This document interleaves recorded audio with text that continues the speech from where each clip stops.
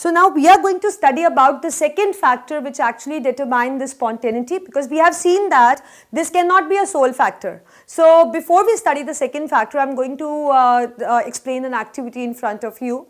Suppose we have this kind of two flasks which are connected by cork, right. So you can see that it has a gas A whose particles are of black color, and this is gas B whose particles are of red color. And because this cork is closed, so that means the black are one side and the red ones are one side.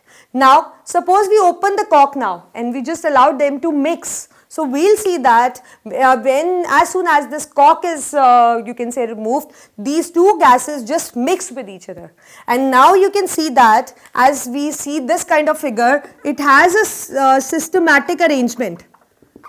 It actually have a systematic arrangement, black gas on one side and the gas B, red one, is one side. But once you open the cork, there is you can say a mixing of the gases take place. So do you think that this is a systematic arrangement? No, this is not a systematic arrangement, or we can say that this is actually a disorder.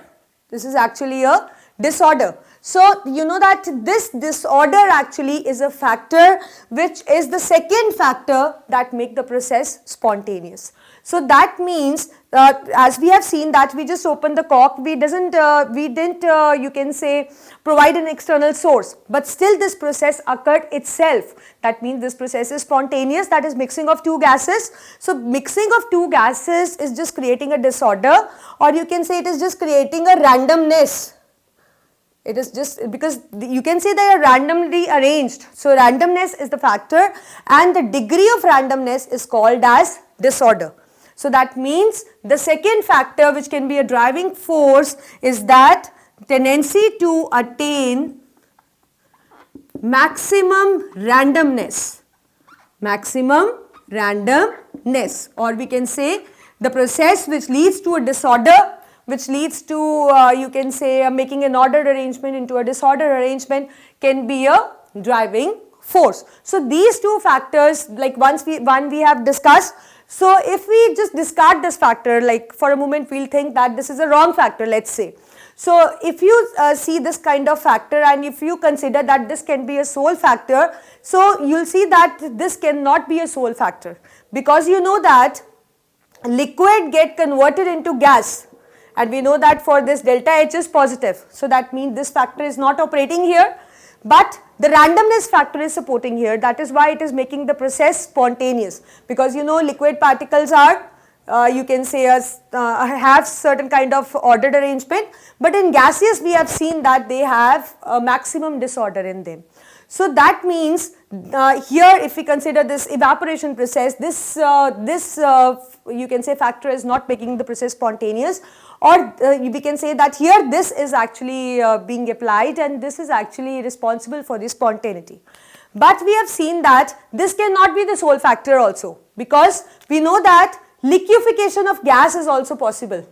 Liquefaction of gas is also possible. That means gas particles collide with each other in order to convert into liquid. So here you can say that it is just departing from the disordered arrangement into a little ordered arrangement, but still this process can occur. So that means that actually decide that this is also not a sole factor. So that means we have two driving force, and the resultant of the two actually decides that which process is going to be spontaneous and which is not going to be spontaneous. So we have two driving force, tendency to attain minimum energy and tendency to attain maximum randomness or disorder. And the resultant of the two is just you can say decide that whether the process is going to be spontaneous or whether the process is going to be non-spontaneous, because there is certain kind of you can say chances what we observe. Let's say, suppose we say that let's say that energy factor is denoted by E, and we have another factor that is disorder, let's say this thing denoted by D, and overall tendency for the spontaneity, let's say spontaneity is denoted by S, or it is just simply written spontaneity. So there can be a factor where we can see that this process is favorable, this is also favorable. So obviously resultant is going to be you can say the resultant force is going to be the sum of the two.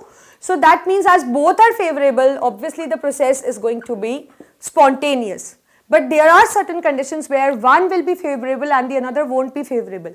Like if I say that energy factor is unfavorable, but this thing, the randomness or disorder, what we say, is favorable. So here is a chance that the resultant may be, you can say that resultant obviously is going to be sum of both, right. So if we want that a process to be spontaneous, so obviously our favorable factor should be greater than the factor which is unfavorable. That means disorder should be more, you can say should have more impact in comparison to the energy factor, because here we have seen that energy is unfavorable and the disorder is favorable, right. So if we want a process to be spontaneous, then obviously the disorder has to be more than the energy factor. Likewise, there can be a condition where energy is favorable but disorder is unfavorable. So obviously if we want a process to be spontaneous, then energy factor should predominate the disorder.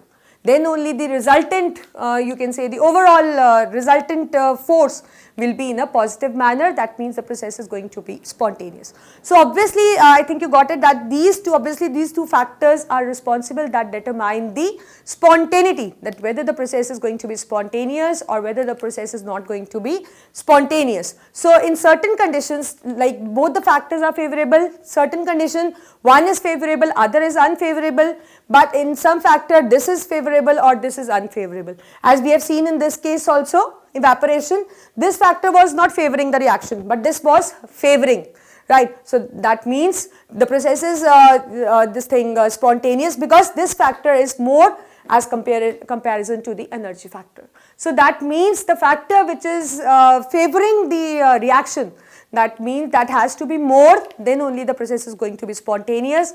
Otherwise, if the favoring factor is less than the unfavorable factor, the process is going to be non-spontaneous. So these two conditions actually determine the spontaneity of the process. I think you got it, that what is spontaneous, what is non-spontaneous, why we cannot say that tendency to attain minimum energy can be a sole factor. We have certain limitations we discussed.